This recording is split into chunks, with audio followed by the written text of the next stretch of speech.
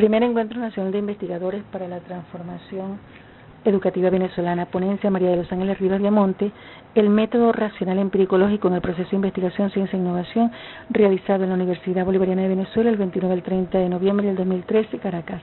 Podemos determinar que nuestro cerebro es tridimensional. Tenemos un cerebro racional neocorteza, el cerebro emocional sistémico límbico y cerebro primitivo rectilico o animal. Siempre existe el predominio de uno sobre el otro, dependiendo del interés, la intencionalidad del que genera el control en las organizaciones. El ejercicio del pensamiento, el ejercicio del pensar es generar la transmisión de un mensaje que llega al subordinado, que llega al interlocutor, cuando el interlocutor tiene que descubrir desde su propio método la forma de entender ese mensaje que es el objeto y de redistribuir o de retroalimentarlo en función de correspondencia sobre la intención o la direccionalidad misma del mensaje se coloca como objeto. El cerebro racional está caracterizado por el ejercicio integral de focalizar la vista, el tacto, el gusto, el olfato y el oído, y se habla quinto sentido, que es el espiritual, que es el intuitivo. Lo racional es la construcción del objeto en el presente, desprendido de lo personal, aunque esté supeditado a esa subjetividad en la carga de valores, en las decisiones y en la construcción. De allí que las razones tienen un orden, un lenguaje en función de una atención en un espacio cargado de valores y de conocimiento que buscan esa lógica como fin último que permita en las organizaciones y en el mismo ser humano alcanzar la adaptación y las transformaciones del contexto. Cuando se habla de organizaciones racionales, se habla de la sistematización de toda la conducta como respuesta en el proceso de trabajo que genera la medición de productividad y de alcance de un plan estratégico como resultado que entra en un contexto sociopolítico y económico como contribución al Producto Interno Bruto. Y de esa manera hay pues la caracterización de un país, si es evolucionado, si es desarrollado o no. Cuando se habla de las organizaciones emocionales, es cuando se utilizan las emociones negativas o positivas del ser humano para generar un plan estratégico en función de alcanzar resultados preestablecidos para ello. Entonces se utilizan las tristezas, el miedo, la rabia, el orgullo, el amor, la alegría, la intuición, la fe, la afectividad y lo sensorial o lo social, que determinan una conducta que va a adaptarse o a transformarse en el contexto. Cuando se habla de la utilización del cerebro reptil, son organizaciones que jerárquicamente utilizan el mando como fin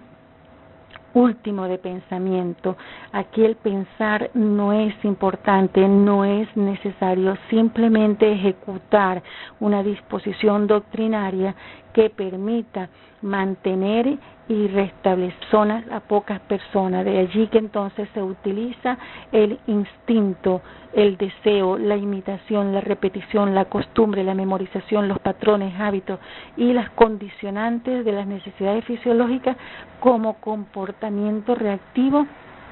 en una adaptación o para la transformación negativa del contexto. Y esto concreta, el cerebro emocional y el cerebro animal son subconscientes y están supeditados al cerebro racional de forma positiva o negativa. El cerebro racional es consciente porque se focaliza su atención en los sentidos y esto hace la experiencia, que es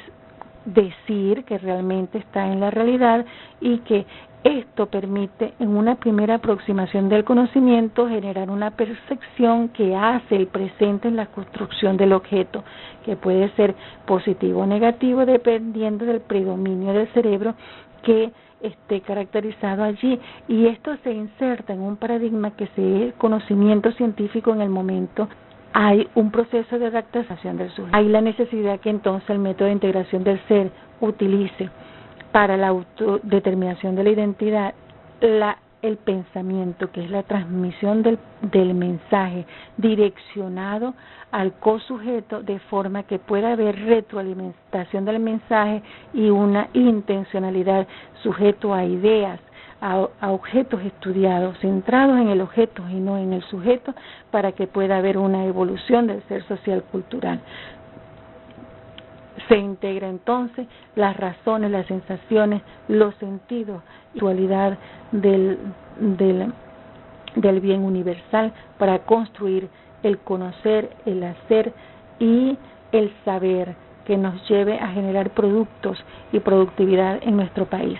Pero esto requiere a su vez de una capacidad cognoscente, donde está un método. Entonces el método racional debe evolucionar sobre la realidad, que es el proceso de investigación, y para poder alcanzar el saber, que es lo real, que es la demostración científica, y de esa manera tumbar paradigmas que son conocimientos que están anclados como doctrinas, anclados como ideologías, que muchas veces están en el fondo, fuera de principios o conocimientos, sino que están dentro de lo que es la particularidad de la ilógica como estrategia y decisión para generar formas y explicaciones desarrolladas desde la particularidad y no desde lo colectivo. Se debería de predominar sobre los que utilizan el método del cuerpo o el método de la intuición o el método del instinto, que es el deseo, para generar una comprensión de funcionamiento de la complejidad, de lo particular en la complejidad. Cuando lo particular no funciona en la complejidad, entonces hay un problema de evolución, y este problema de evolución, que es el no alcance de la lógica del objeto construido, es lo que no permite en comunidad ser el ser social cultural, que es observar, analizar, evaluar y sistematizar lo que construyes como objeto, que es la argumentación, para la coteorización o la conceptualización como forma de transcomplejidad, o sea, como forma de generar un mensaje de disciplina en disciplina que permita el alcance de la ciencia, la conciencia y la evolución. Implica entonces superar tres métodos: el método empírico, donde están los intereses, los valores, la intencionalidad predominante sobre la significación, la elección y el libre albedrío que determina la autopostura. El método racional, que es desprenderse de lo empírico y ver el objeto de una forma de relaciones sobre objeto, y posteriormente someter a través del método lógico ese objeto, que es la idea, a contraste real para alcanzar una conceptualización despersonalizada desde lo racional y desde lo empírico.